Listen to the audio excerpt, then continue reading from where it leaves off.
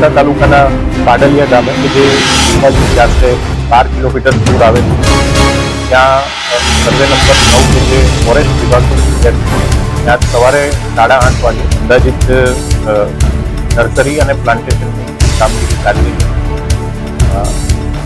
Forest વિભાગની સાથે સાથે પોલીસ અને રેવન્યુ ડિપાર્ટમેન્ટના લોકો પણ સાથે અંદાજિત 2:30 વાગ્યાના સમયગાળે 500 કરતાં પણ વધારે જે લોકોનું ટોળું છે અને એક પૂર્વ આયોજિત રીતે કહી શકાય તો પથ્થર, ગોફણ અને તીર કામઠાથી હુમલો કર્યો. આ જે હુમલો થયો એમાં ફોરેસ્ટ વિભાગ, પોલીસ વિભાગ અને રેવન્યુ એડમિનિસ્ટ્રેશનના અંદાજિત 47 જેટલા અધિકારીઓ અને કર્મચારીઓને ઈજા થવા પામી.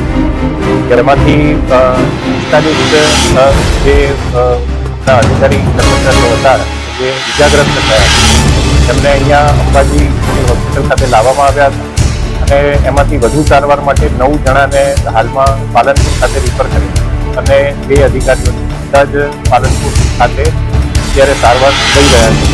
તમામ જે ઘાયલ કર્મચારીઓ છે, અધિકારીઓ છે એ હાલમાં સારવાર હેઠળ અને તમામની જે હાલત છે, તમામની જે પરિસ્થિતિ છે એ હાલમાં સ્ટેબલ છે. પોલીસ વિભાગ દ્વારા હાલમાં FIR જે નોંધવાની કાર્યવાહી ચાલુમાં છે અને આ સંદર્ભમાં પોલીસ વિભાગ દ્વારા કડકમાં કડક કાર્યવાહી કરવામાં આવશે.